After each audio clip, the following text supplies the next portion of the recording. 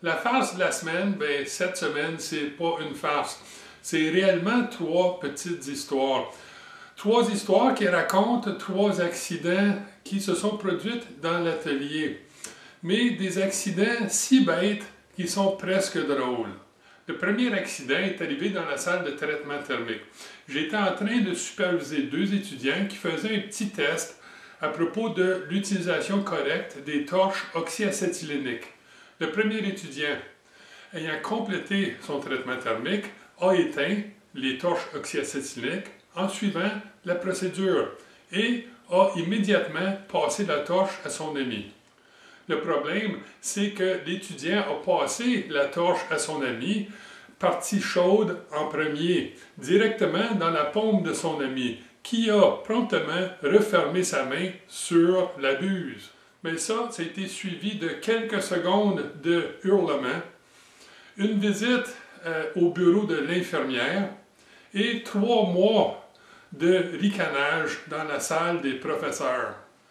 La deuxième histoire a également affaire avec deux amis, mais cette fois-ci, l'accident s'est produit sur le tour.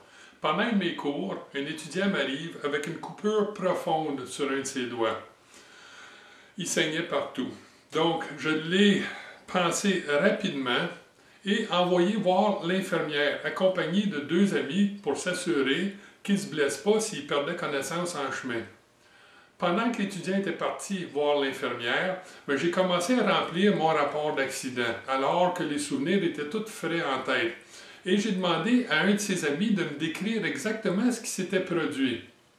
Mais l'étudiant a fait mieux que ça. Il m'a montré ce qui s'est produit. Il m'a emmené à la machine où l'accident s'était déroulé et il m'a expliqué étape par étape ce qui s'était produit. Et il a coupé son doigt exactement de la même façon que son ami l'avait fait. Il va sans dire que le deuxième rapport d'accident était beaucoup plus facile à remplir. Je n'avais qu'à dire que l'étudiant s'était coupé comme son ami s'était coupé en me montrant comment son ami s'était coupé. Et oui, cet incident a également été suivi par 3 mois de ricanage dans la salle des professeurs.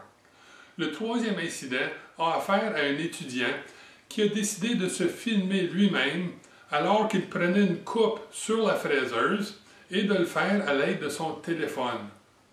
Là, essayez d'imaginer. L'étudiant est en train de filmer la coupe à l'aide de son téléphone et à travers l'écran de son téléphone, il voit un copeau à la surface de sa pièce qui est dans le chemin. Et il décide, en regardant son téléphone, qu'il va aller enlever le copeau du chemin.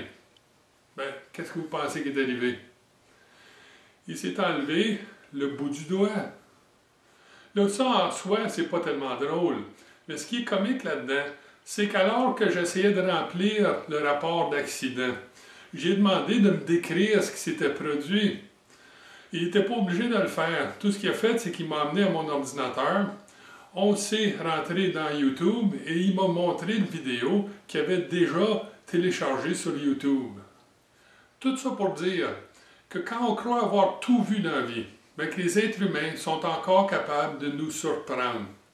Là, on n'a pas eu une farce de la semaine, mais ça a été les 3 histoires de la semaine.